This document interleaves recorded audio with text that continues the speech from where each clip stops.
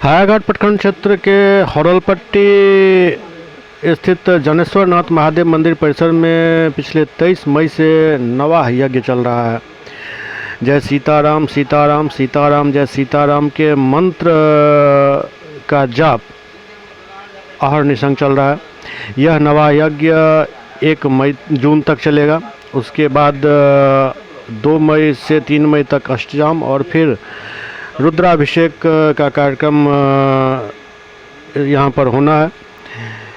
इस नवाह यज्ञ में गांव के हर लोग बढ़ चढ़ कर हिस्सा ले रहे हैं, लेकिन एक बात की कमी वहाँ दिख रही है।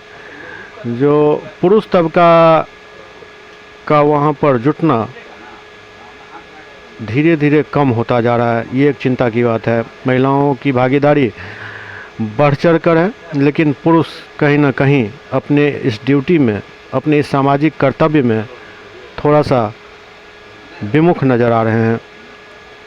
लेकिन फिर भी पूरा माहौल भक्तिमय बना हुआ है और इस नवाह यज्ञ से न सिर्फ हौरलपट्टी बल्कि आसपास के लगभग 10 गांवों में जहां तक आवाज़ पहुंच रही है, पूरा माहौल भक्तिमय बना हुआ है।